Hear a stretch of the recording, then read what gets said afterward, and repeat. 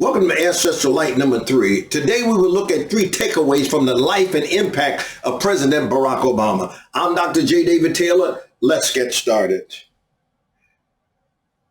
Takeaway number 1. Black identity is a global power, not a local limitation.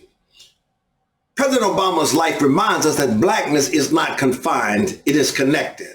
His mixed heritage, international upbringing, and deeply rooted African-American experience allowed him to embrace a global black identity. Born to a Kenyan father and a white American mother, raised in Hawaii and Indonesia, then forged in the crucible of Southside Chicago, President Obama represented a dysphoric blackness that transcended borders. His presidency brought black intellect, diplomacy, and excellence to the world stage. Scholars like Dyson argued that Obama's black identity, though often debated, was essential to his unique political philosophy, inclusive yet unflinchingly rooted in African-American traditions of hope, resilience, and moral leadership. Why does this matter today? Well, in a world still trying to box in black identity, President Obama's life affirms that our roots are deep and our branches global. We can be African and we can be American. We can be local and we can be global. We can be streetwise and we can be statesman-like. Wow. Second takeaway from President Obama: dignity is a form of resistance. So carry yourself like you belong. President Barack Obama taught us that the power of composure in the face of contempt. He met racism not with retreat, but with relentless excellence in a still-like grace that made the world take notice. Whether it was the birth or conspiracy, coded attacks, or outright disrespect from members of Congress, President Obama carried himself with an unshakable dignity. His restraint wasn't weakness, it was warrior calm. He understood what Du Bois called the double consciousness and used it to walk both sides of America's fractured identity with poise. Why does this matter today? In boardrooms, classrooms, protest lines, black folk are still told we don't belong. Obama reminds us that to walk in dignity, to speak with calm authority in stormy rooms is in itself a revolutionary act. Our excellence makes the system nervous, so we must keep shining. Third and last, hope is not naivety, it's strategy.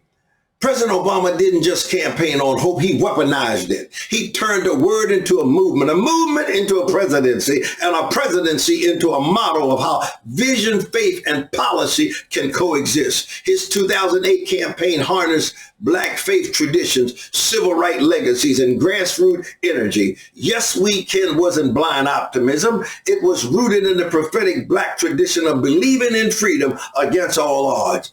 His policies weren't perfect, but his mere presence in the White House shifted what millions believed was possible. Now, why does this matter today? Well, in a time of cynicism, President Obama showed us that vision is not soft, it is survival. He proved that organizing, believing, and leading with purpose can make history, even when history wasn't designed for us. Once the most powerful office in the world was never meant for someone with skin like ours.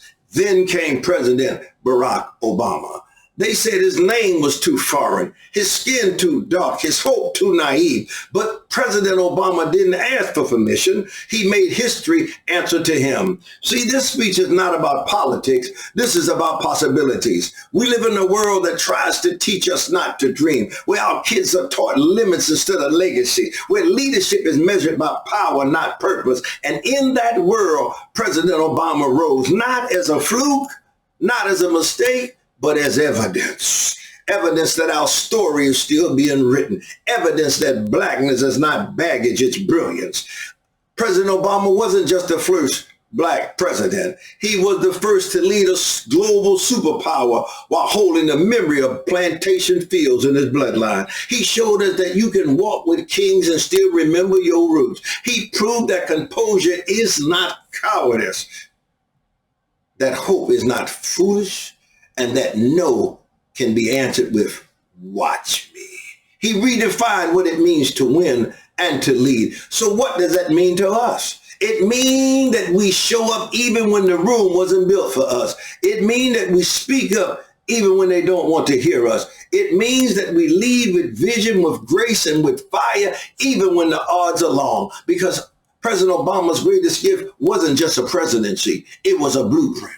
A blueprint that says your dreams are not too big, your time is not too late, and your voice is not too small. So don't just admire President Obama, apply him. Don't just quote, yes, we can, live it. Educate yourself relentlessly. Carry yourself with power and peace. Organize your future like your future depends on it, because it does. Let his story be your mirror. Let his example be your proof. And let your life be the continuation of the legacy.